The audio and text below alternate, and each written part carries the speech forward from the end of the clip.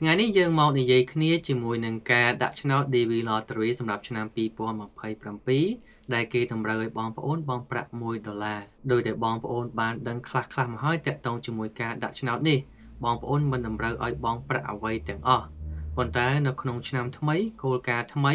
បើយោងទៅតាម federalregister.gov គេឲ្យបងប្អូនបង់ប្រាក់$1ពេលចុះឈ្មោះដាក់ឆ្នោតនៅចុងបញ្ចប់នៃវីដេអូខ្ញុំនឹងបង្ហាញបងប្អូនពីរបៀបនៃការបង្កើត debit card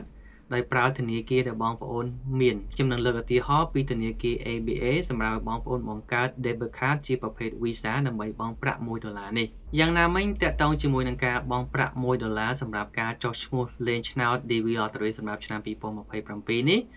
នៅតែមិនទាន់ដឹងច្បាស់នៅឡើយយើងនឹងចាំមើលទាំងអស់គ្នានៅពេលដែលឆ្នោតចាប់ផ្ដើមបើកតើគេនឹងទាមទារឲ្យយើងបង់ប្រាក់$1មែនឬអត់មកដល់ថ្ងៃទី27ខែ9នេះគេនៅមិនទាន់ប្រកាសប្រាប់ថាឆ្នោតនឹងបើកនៅថ្ងៃណាឲ្យពិតប្រាកដទេប៉ុន្តែជារឿយៗឆ្នោតគឺចាប់ផ្ដើមបើកនៅដើមខែតុលាហើយបិទបញ្ចប់នៅដើមខែវិច្ឆិកានៅខាងអាមេរិកបើតាមខ្ញុំគិតទៅពិតជាឆ្លាតមែនបើសិនជាចាប់ផ្ដើមយកលុយអ្នកដាក់ឆ្នោតម្នាក់$1ម្នាក់$1បើយោងទៅតាមទិន្នន័យកាលពីឆ្នាំ2024មានអ្នកដាក់ឆ្នោតរហូតដល់ជិត24លាននាក់អញ្ចឹងបើសិនជាម្នាក់$1គ្រាន់តែប្រមូលលុយតាក់ទងជាមួយនឹងការដាក់ឆ្នោតហ្នឹងគឺជិត24លាន$ហើយលើសពីហ្នឹងទៅទៀតបងប្អូនមានដឹងអត់ពេលយើងទៅសម្ភាសយើងត្រូវបង់លុយ$330តម្លៃទៅលើ Visa មានថាក្នុងម្នាក់ពេលបងប្អូនចូលទៅសម្ភាសបងប្អូនត្រូវបង់$330ហើយក្នុងមួយឆ្នាំ Visa យ៉ាងហោចណាស់55,000 Visa ប្រសិនបើយើងយក55,000 Visa គុណជាមួយនឹង$330បងប្អូននឹងឃើញ$18លានបន្ថែមទៀតអញ្ចឹងសរុបមកបើសិនជាឆ្នាំនេះអាចលើសពី24លាននាក់អាចឡើងរហូតដល់25គឺខាងស្ថានទូតប្រមូលបាន25លានបូកជាមួយនឹង18លានមកយើងឃើញថាជា$40លានគ្រាន់តែតាក់ទងជាមួយនឹងការដាក់ឆ្នោតចំណែកឯតាក់ទងនឹងលិខិតឆ្លងដែនវិញថាតើគេតម្រូវឲ្យយើងទាមទារឲ្យមានលិខិតឆ្លងដែនឬទេមកដល់ថ្ងៃនេះខ្ញុំសូមនិយាយម្ដងទៀតគឺអត់ទាន់មានសេចក្តីប្រកាសណាមួយតាក់ទងជាមួយនឹងការទាមទារលិខិតឆ្លងដែនក្នុងការដាក់ឆ្នោតទេប៉ុន្តែបងប្អូនអាចត្រៀមបើបងប្អូនមានរួចហើយអានឹងរឹតតែល្អប៉ុន្តែបើសិនជាបងប្អូនអត់ទាន់មានទេបងប្អូនអាចត្រៀមអាចទៅធ្វើមួយទៅក្នុងការធ្វើលិខិតឆ្លងដែន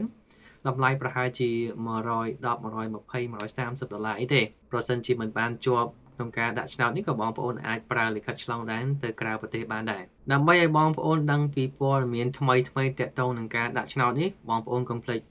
like និង follow page មួយទៅហើយពេលមានព័ត៌មានអីថ្មីភ្លាមខ្ញុំនឹងផុសនៅលើ page ភ្លាមអញ្ចឹងមិនបាច់បងប្អូនដើររកឬក៏បងប្អូន message សួរទេបងប្អូនគ្រាន់តែ follow page ពេលខ្ញុំផុសថ្មីឡើងវានឹង load ឲ្យបងប្អូនឃើញហើយឥឡូវនេះខ្ញុំនឹងបង្ហាញបងប្អូនពីរបៀបនៃការបង្កើត virtual card debit card Visa សម្រាប់បង់ប្រាក់ប្រសិនបើគេទាមទារឲ្យបងប្អូនបង់ប្រាក់$1ពេលដាក់ឆ្នោតអញ្ចឹងបងប្អូនដែលមានធនាគារ ABA ក៏ដោយ ACDA ក៏ដោយ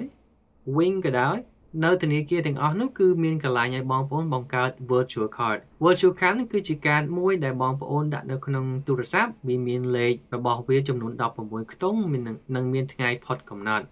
ពេលណាបងប្អូនត្រូវបង់ប្រាក់គេទាមទារត្រូវការលេខទាំងអស់ហ្នឹងដើម្បីបញ្ចូលទៅក្នុងកន្លែងបង់ប្រាក់ហើយគេនឹងកាត់លុយចេញពី account របស់បងប្អូនផ្ទាល់តែម្ដងឥឡូវបើសិនជាបងប្អូនអត់យល់អត់ស្គាល់ឥឡូវខ្ញុំនឹងបង្ហាញឥឡូវមកមើលទាំងអស់គ្នាសម្រាប់អ្នកមាន ABA យើង log ចូល ABA account យើងមកហើយយើងចុចទៅលើកន្លែង card នៅចន្លោះកណ្ដាលខាងលើពេលចុចលើហ្នឹងហើយយើងរកកន្លែង virtual debit card នៅខាងក្រោមគេប្រអស់ហើយចុចទៅលើពាក្យ create virtual card នៅខាងក្រោមស្ដាំនេះយើងចុចលើហ្នឹងមកបន្ទាប់ពីចុចលើហ្នឹងមកហើយគេអាចសួរយើងត្រូវការប្រភេទ Visa និង Master យកមួយណាក៏បានដែរអញ្ចឹងបើយើងត្រូវការ Visa ហ្នឹងយើងអាចប្រើបង់ប្រាក់ជាមួយនឹងស្ថានទូតបានដែរក្នុងការដាក់ឆ្នោតអញ្ចឹងមិនបាច់កែយកមក Master ទេយើងចុចទៅលើ Visa មកហើយចុចទៅលើពាក្យ Continue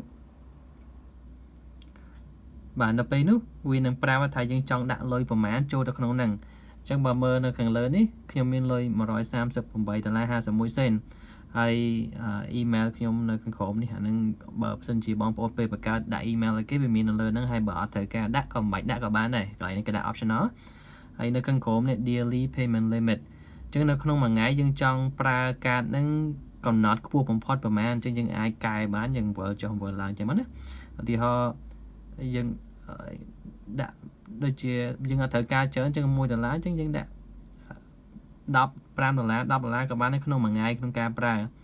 ឡូវខ្ញុំដាក់ទីបំផុតចុះ$5បន្ទាប់ពីដូរហ្នឹងហើយយើងមើលមកក្រោមមកក្នុងការបង្កើតvirtual card ហ្នឹងយើងអត់ត្រូវការបង់ប្រាក់អីទេទៅឲ្យ ABA គឺដាក់ free អញ្ចឹងយើងចុចកន្លែងខាងក្រោមឆ្វេងនេះមកដើម្បីយល់ព្រមហើយយើងចុចពី issue now